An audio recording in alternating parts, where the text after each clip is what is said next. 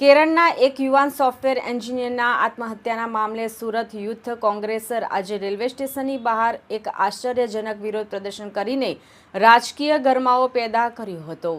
Youth કોંગ્રેસના કાર્યકર્તાઓએ રાષ્ટ્રીય સ્વયંસેવક સંઘના ગણવેશનું પ્રતીક એવા ખાખી પેન્ટ હાથમાં રાખી વિરોધ નોંધાવ્યો હતો અને મૃતક આનંદુ અજીને ન્યાય આપવાની માંગ કરી હતી। આ વિરોધ પ્રદર્શનની આગેવાની કોંગ્રેસ પ્રદેશ યુવક પ્રમુખ હરપાલસિંહ ચુડાસમાએ કરી હતી। વિરોધકર્તાઓએ ભારે સૂત્રોચ્ચારો કરીને સમગ્ર મામલાની તટસ્થ તપાસની માંગ કરી હતી।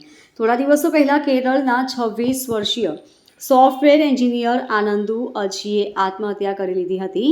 તેનો મૃતદેહ તિરુવનંતપુરમના થમ્બપુરમાં આવેલી એક લોજમાંથી મળી આવ્યો હતો। આત્મહત્યા કરતા પહેલા આનંદુએ સોશિયલ મીડિયા પ્લેટફોર્મ ઇન્સ્ટાગ્રામ પર એક પોસ્ટ મૂકી હતી, જેમાં તેણે આરએસએસના સભ્યો પર ગંભીર આરોપ લગાવ્યા હતા। આ પોસ્ટમાં તેણે બાળપણથી જ સહન કરેલા જાતીય શોષણનું વિવરણ કર્યું હતું અને આ શોષણ માટે આરએસએસના કાર્યકર્તાઓને જવાબદાર ઠરાવ્યા હતા। આનંદુએ પોતે પણ આરએસએસનો કાર્યકર્તા રહી ચૂક્યો હોવાનું જાણવા મળ્યું હતું। આ મામલે યુથ કોંગ્રેસે આરએસએસ પર સીધો હુમલો બોલાવ્યો છે। આનંદુને ન્યાય મળે અને સમગ્ર ઘટનાની નિષ્પક્ષ તપાસ થાય તે માટે આજે સુરત રેલવે સ્ટેશન બહાર વિરોધનું આયોજન કરાયું હતું। વિરોધ દરમિયાન યુથ કોંગ્રેસના કાર્યકર્તાઓ આરએસએસના ગણવેશનું પ્રતીક એવા ખાખી પેન્ટ પહેરીને વિરોધ કરી રહ્યા હતા, જેથી પોલીસ અને પ્રશાસનને ચોંકાવી દીધા હતા।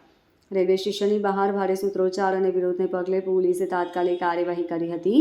વિરોધ કરી રહેલા કોંગ્રેસ કાર્યકર્તાઓની પોલીસે અટકાયત કરી હતી। પોલીસે વિરોધકર્તાઓને રોકવા માટે પણ બળ પ્રયોગ કરવો પડ્યો હતો અને તેમને ટીંગાટોળી કરીને પોલીસ વાનમાં બેસાડીને પોલીસ સ્ટેશન લઈ જવામાં આવ્યા હતા।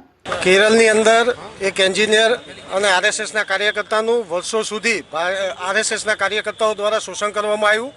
આ શોષણથી કંટાળીને એ એન્જિનિયર અને પ્રોફેસર જે છોકરો હતો શુભેન્દુ, એણે આત્મહત્યા કરી નાખી। એના વિરુદ્ધમાં આખા દેશની અંદર યુવક કોંગ્રેસ દ્વારા બપોરે 12 કલાકે એક વિરોધ પ્રદર્શન રાખવામાં આવેલું હતું અને આરએસએસનો વિરોધમાં એક કાર્યક્રમ રાખવામાં આવ્યો હતો। તેના ભાગરૂપે આજે સુરત યુથ કોંગ્રેસ દ્વારા સુરત શહેર સ્ટેશન પાસે સરદાર પ્રતિમા પાસે આરએસએસના વિરોધ પ્રદર્શનનો કાર્યક્રમ રાખવામાં આવેલ હતો। Bureau report LK star news, Surat.